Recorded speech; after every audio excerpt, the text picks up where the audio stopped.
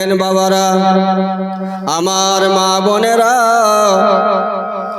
বেটা ওয়াহাব জোহরি বলেন, মা জননী গো, যদি আপনি মা হয়ে যদি সন্তানকে যুদ্ধতে পাঠাতে রাজি থাকেন, আমি সন্তান হয়ে কেন যাব না?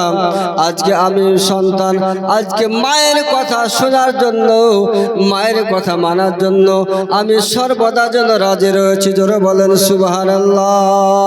আজকে আমরা অনেক বাপজিরা ভাইরা, আমার মা বোনেরা, বেটা ওয়াহাব জোহরি বলেন, মা জননী গো, যখন আপনি মা হয়ে যখন আপনার সন্তানকে জিহাদে পাঠাবেন, যুদ্ধের ময়দানে পাঠাবেন, তবে আমি সন্তান, আমি খোদার কসম করে বলি, আপনি যাতে রাজি, আমি সন্তান তাতেই আমি রাজি। মা যখন অর্ডার করে দিলেন, বেটা ওয়াহাব জোহরি মার কাছে বলে, মা জননী গো, আমি যুদ্ধের ময়দানে যাব, আমি জিহাদ করতে যাব, কোনো আপত্তি নাই, তবে মা আমার একটা আবদার, আমার একটা কথা, যে আজকে আমার বেশি হয়নি, এক সপ্তাহ হলো আমার বিবাহ দিয়েছেন। বলেন মা, খোদা না খাস্তাম যদি কারবালার প্রান্তরে যদি আমি শহীদ হয়ে যাই, কতল হয়ে যাই, বলেন মা আমার বিবির কি দুঃখ হবে, কি অবস্থা হবে? মা জননী বলে, বেটারে, আজকে তুমি মায়ের কথা শোনার জন্য, আজকে মাকে খুশি রাজি করার জন্য, আজকে তোমাকে জিহাদের ময়দানে যেতে হবে, যুদ্ধের ময়দানে যেতে হবে।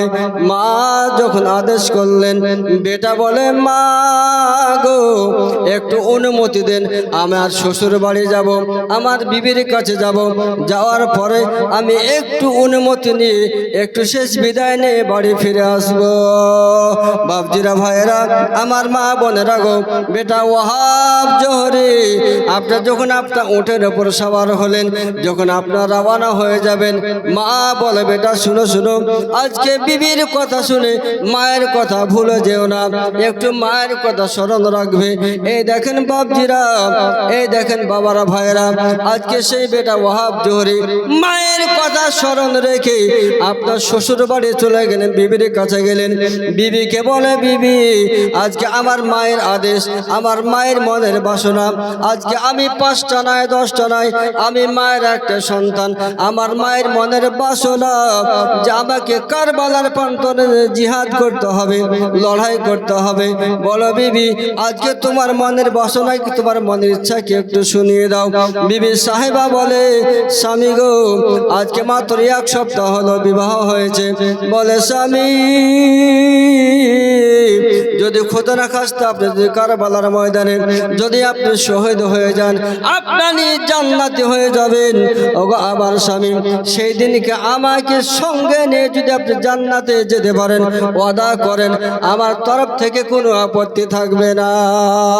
বাপজিরা ভাইরা, আমার মা বোনেরা গো, বেটা ওয়াহাব জোহরি বলেছিলেন, বলে, বিবি, আজকে আমি ওয়াদা করে নিলাম, কারবালার ময়দানে জিহাদের প্রান্তরে যদি আমি খোদা না খাস্তা শহীদ হয়ে যাই, আমি যদি কতল হয়ে যাই, আমি কি আমাদের প্রান্তরে যেদিন আমি জান্নাতে যাব, আমি ওয়াদা করলাম, আমি তোমাকে সঙ্গে নিয়ে জান্নাতে যাব। মুআজ্জাজ সামনে গ্রাম, বিবিকে সঙ্গে নিয়ে বেটা ওয়াহাব জোহরি বাড়ি চলে আসছেন। মা দেখছেন কি আমার ছেলে কেন আসে না? এ দেখেন বাবারা, আমার মা বোনেরা, বেটা ওয়াহাব আপনার বাড়িতে যেন হাজির হয়ে গেলেন। মার কাছে বলে, মা জননী, আর দেরি করলে হবে না, আর দেরি করলে হবে না, একটু তাড়াতাড়ি চলে, এবার জিহাদের ময়দানে চলে যাই, জিহাদের ময়দানে যাব, কারবালার প্রান্তরে যাব। এবার কারবালার ময়দানে যাওয়ার পরে আমি যুদ্ধ যেন আরম্ভ করে দেব। এ দেখেন বাপজিরা ভাইরা, এ দেখেন মা জননী ইমামে আলী মাকামের দরবারে গেলে সালাম দিলেন, বলেন, হুজুর, এই দেখেন আমার এটাই সন্তান, মাত্র 12 থেকে 14 বছর বয়স, আজকে এই ছেলেটাকে ইসলামের পথে জিহাদ করার জন্য কারবালার প্রান্তরে দেওয়ার জন্য রাজি হয়ে গেলেন। আমার ইমামে আলী মাকাম বলে, বেটা ওয়াহাব, তুমি যুদ্ধের জন্য প্রস্তুত হয়ে যাও। বেটা ওয়াহাব জোহরি আপনার হাতে একটা ইসলামের পতাকা নিলেন, আপনার হাত হাতে ঢাল নিলেন, তলোয়ার নিলেন, নেওয়ার পরে আপনার কারবালার ময়দানে জিহাদ করার জন্য প্রস্তুত হয়ে গেলেন।